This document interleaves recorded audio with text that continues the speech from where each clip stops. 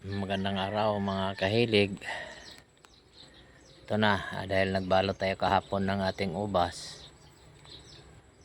Ito na sila, hindi pa rin natin naubos ng balot. Bili tayo ng 200 na pambalot dahil nagdag tayo ng 200. Pero hindi pa rin na balot lahat yung mga bunga ng ubas natin mga kahilig. Dahil marami yung binunga ng ubas natin mga kahilig. Kahit na nagpruning tayo sa papasok na tag-ulan, gawa nung nagpruning tayo nung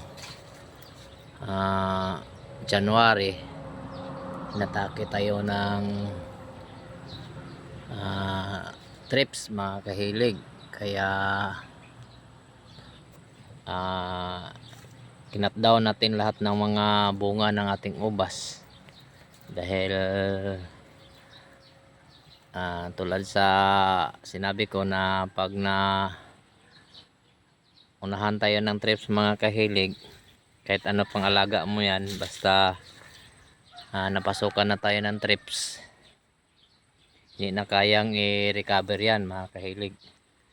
Maganda dyan para hindi ka na makapaggastos ng pag-i-spray, kakat down mo na lang mga kahilig para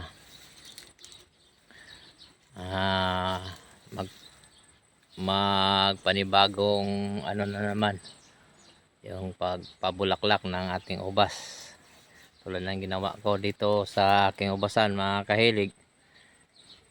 Ayun, nagpabunga tayo uli kahit na hindi pa handa yung puno ng ubas natin dahil gawa ng yun nga, kinatdown natin yung mga bunga nila dahil nasira ng trips. Tapos nagbunga sila uli, kumbaga stress pa yung mga puno ng ubas natin dahil hindi pa sila na kapag pahinga. Binaba lang natin yung mga bunga nila, tapos nag hard prune tayo. Ito na yung resulta nila. Nasa 40 days na ito mga kahilig mula noong nag hard prune tayo mga kahilig. Nag hard prune tayo March 25, 26 mga ganyan kahilig yung hard prune natin. Andan yung nasa unang video ko nung nag hard prune tayo. Tapos ngayon nasa 40 days sila mga kahilig. Ito na yung mga bunga nila mga kahilig. Yan, sana hindi ito masira dahil pumapasok na yung ulan mga kahilig. Kaya ang ginawa ko, umastos tayo ng pambalot para kahit papaano yung mga nabalot iwasan yung atake ng mga insekto.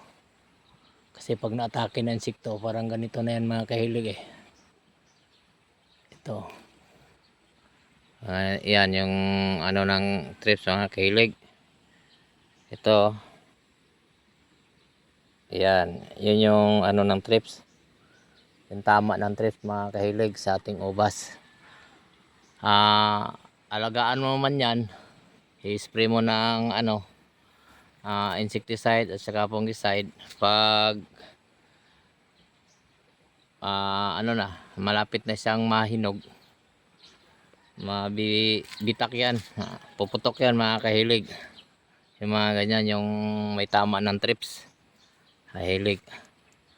Kaya yung mga ganito mga kahilig, kailangan mo lang tanggalin to. Hindi naman to hindi na to gaganda pa. Kaya yun yung nangyari nung nakaraan. Yung bunga ng ating ubas, halos lahat may tama ng trips noon. Kaya binaba natin lahat. Kaya ito, dahil nagbunga na naman ng marami, naggasto sa'yo ng pangbalot. Yung iba hindi pa rin nabalot mga kahilig dahil kinulang tayo ng pambalot. Ayan, marami yung hindi pa nabalot natin mga kahilig. Pero siguro marami na rin tayong ma-harvest nito. Sana naman makabawi tayo sa ating gastos sa abono at saka yung maintenance natin sa ating mga puno ng ubas mga kahilig. Dito banda mga kahilig, masarap sa mata mga kahilig. Pag ganyan yung makikita mo yung bunga ng ubas mo, masarap sa mata tingnan. Ayan. Yung mga nauunang biris, malaki na sila. Ito hindi pa rin nabalot Ayan. Dito rin sa kabila mga kahilig. Ayan. Kahit stress yung puno ng ubas natin dahil kinatbak natin sila uli. Nagbigay din naman ng maraming bunga kahit ganun sila, hindi pa nakapag-recover. Yung sa akin lang sana makasurvive ito. Mga kahilig, may isa pa pala tayong problema sa ating ubasan, yung mga ganitong dahon. Hindi yan kinain ng mga Japanese beetle. Ang kumain yan salagubang mga kahilig. Yun yung dumadali sa ating ubas ngayon dahil buwan ng Mayo, labasan yung mga salagubang mga kahilig. Kaya lahat ng dahon natin dito sa ubasan nakain ng ng salagubang. Matindi mag-atake yung salagubang mga kahilig. Tingnan mo yung mga dahon, lahat ng dahon pinapak nila mga kahilig. Sarap sa pakiramdam nilang kinakain nila yung dahon ng ubas natin mga kahilig. Gawa ng buwan ng Mayo, labasan sila. Ayan.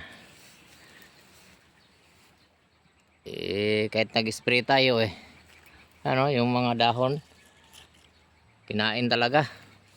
Ayan hindi yan yung black bugs tinatawag o Japanese beetle. Hindi yan sila yung kumain ng dahon ng ubas natin mga kahilig. Ayan. Ito katawba mga kahilig. Katawba ang cute. Ito natake rin ng trips, matanda to dahil yung katawba mga kahilig 4 hanggang 5 buwan mahinog. Ito naman yung problema ng ubas na ganito mga kahilig, kulang sa parang kulang sa iron. Ayan mga kahilig, dahil yung lupa natin wala tayong nalagay na na minerals tulad ng yung barang bato na puti, yung durog-durog. Ayun, yung tinatawag na ba yun, ng parang calcimine, mga ganyan kahilig. Yung sa malapit sa baybayin kinukuha, yung pangpang ng baybayin. Kailangan kasi ng puno ng ubas natin yan mga kahilig para sa kanilang paglaki mga kahilig, o kaya yung pagpaano ng bunga mga kahilig.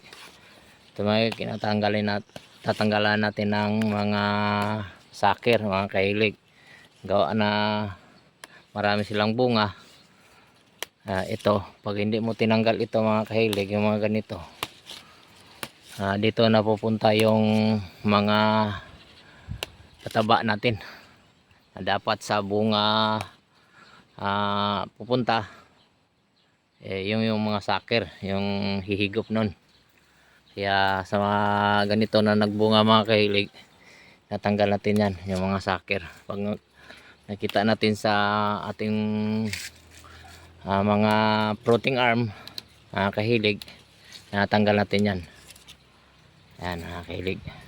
At yan lang muna mga kahilig yung update sa ating ubasan sa araw nito mga kahilig.